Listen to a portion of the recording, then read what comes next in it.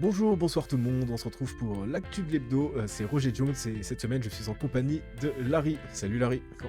Salut Roger, bonjour à tous, comment tu vas? Ça va très bien, en tout cas nous ressortons d'une semaine de haute tension avec des divers affrontements et aussi des prises d'otages. Nous commençons aussi directement par la Mano et les Lost qui ont fait beaucoup parler d'eux. Exactement, les deux groupes ont commencé dès mardi avec une première prise d'otage orchestrée par des membres de la Mano en 80-92 devant la supérette, où ils ont pris en otage 4 agents des FDO ainsi qu'un employé du Weasel. Suite à cette prise d'otage, les deux membres de la Mano qui ont orchestré cela ont été condamnés à 100 000 dollars d'amende, plus 25 000 de dédommagement pour les victimes et 4 heures de pénitencier. Et oui, et par la suite, dans la même soirée, les Lost ont pris en otage 2 agents aussi des FDO. Ils ont été retrouvés en 100 et 60. Le président, suite à cela, s'est rendu et a donc encouru une peine de 100 000 dollars et 3 heures de pénitencier pour complicité d'actes de torture et barbarie. Par la suite, les deux groupes se sont aussi affrontés à de multiples reprises. En effet, ça a commencé donc le jeudi 5 octobre, où un premier affrontement a eu lieu sur le parking du Zombie. Deux Lost ont été blessés par la Mano. S'ensuit également une fusillade autour du BCES, faisant de nombreux blessés entre les deux groupes. Et ça s'est terminé, pour l'instant, le samedi 7 octobre, où de nouveau au zombie car, entre des membres des Mano et des Lost, ont fait plusieurs blessés, dont la patronne du zombie. Les fusillades ne s'arrêtent pas au groupe Mano Lost cette semaine. On a pu voir que dès lundi, les groupes Sentinelle et Neotriada se sont affrontés non loin du coiffeur en 81-05. Il y a eu 5 blessés sur cette fusillade. 5 personnes ont été arrêtées, donc 4 auront 50 000 dollars d'amende et 1h30 de pénitencier pour agression à main armée. Et le dernier copera uniquement de 6 000 dollars pour le braquage du magasin. Et oui, et puis on ne s'arrête pas là malheureusement. Les Aztecas et les Vagos se sont également affrontés ce dimanche. L'affrontement a eu lieu en 91-57. Il y aura en tout pour les acteurs de cette fusillade 2 150 000 dollars d'amende. Et ils ont pris environ entre 5 heures et 12 heures de pénitencier pour les personnes arrêtées. Un petit peu plus tôt dans la semaine, nous avons pu également assister à une rixe en 91-56.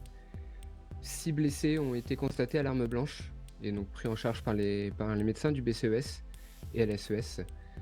Donc 4 personnes faisaient partie du groupe des Southland. Donc 4 personnes ont été arrêtées pour cette agression et ont écopé de 30 000 dollars d'amende pour agression à main armée. Et le cinquième a écopé de 5 000 dollars pour une agression physique. Et oui, ça n'en finit pas. Et nous continuons donc durant la semaine, le Yellow Jack a été pris pour cible à des menaces anonymes et une agression au couteau d'un de leurs employés qui aurait proclamé ce n'est pas contre toi, mais tes patrons, aurait par la suite mis en place ces menaces. La patronne du bar Yellow Jack a été prise en otage le soir du Le jeudi 5 octobre. 5 octobre. Merci Larry. Elle finira blessée mais libérée. Elle a été prise en charge par les EMS. On peut également rajouter que du coup cette personne a été condamnée pour prise d'otage avec circonstances aggravantes, notamment parce que la prise d'otage a eu lieu sur un lieu privé. Effectivement, il écopera de 150 000 dollars et 4 heures de pénitencier à la base, mais dû aux circonstances aggravantes citées, il écopera de 345 000 dollars avec les dédommagements et 12 heures de pénitencier. Et donc le jeudi 5 octobre, on a pu également constater un braquage de banque en 71-93 fait par le groupe des Families. Donc on a pu, lors de ce braquage de banque, il y avait donc 5 braqueurs et 4 otages qui ont tous été libérés sains et saufs. Une seule interpellation a lieu ce soir-là, donc 150 000 $ d'amende et 30 000 de dédommagement, et 3 heures de pénitencier pour la personne arrêtée par les FDO. Et oui, ce jeudi a été une rude soirée, tout le monde. Nous continuons donc sur un dossier de fond qui a pu être réalisé par l'FDO sur le groupe des Mads. Une première arrestation a eu dans la soirée du jeudi. Et par la suite, on pu procéder à une perquisition à leur domicile. Le groupe a été par la suite aussi amendé pour différents délits et ont pu clôturer d'autres enquêtes.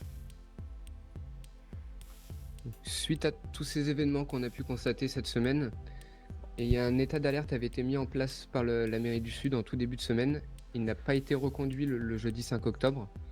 Cependant, nous avons pu voir ce samedi 7 que le gouvernement a décidé de mettre en place un état d'urgence accompagné d'une tolérance zéro envers le groupe de la Mano et des Lost pour éviter toute nouvelle fusillade. Et oui, puis vous pourrez retrouver leur prise de parole suite à l'application de cet état d'urgence sur nos canaux. Et nous continuons aussi sur la suite de la Cour de justice qu'il y a eu précédemment du BDP contre Régis Taylor suite aux diffamations calomnieuses sur l'opinion citoyenne. Les excuses demandées à la suite n'ont pas été faites et selon Régis Taylor, aucune excuse ne sera faite. La suite est donc aux mains de la justice. Il pourrait écoper de entrave à la justice. Affaire donc à suivre. Nous avons pu constater cette semaine, pour une touche un petit peu plus joyeuse si on peut dire, que les FDO ont vu leur flotte changer avec de nouveaux véhicules, beaucoup plus adaptés au terrain et à leurs besoins. Donc n'hésitez pas à retrouver sur nos canaux et sur notre site internet les différents changements avec les nouveaux véhicules mis à leur disposition. Et oui, et nous finissons ce podcast par la note joyeuse, effectivement, là celle-là. La ville, depuis ce mercredi 4 octobre, se teint de rose en soutien à la lutte contre le cancer du sein. Une très bonne initiative, effectivement, pour la bonne cause, une initiative qui a été suivie par de nombreux acteurs et entreprises. En tout cas, c'était tout pour ce podcast. Je vous remercie à tous de nous avoir écoutés. Merci Larry de m'avoir accompagné. Merci à toi de l'invitation et bonne journée à tous. Au plaisir, bonne journée, bonne soirée.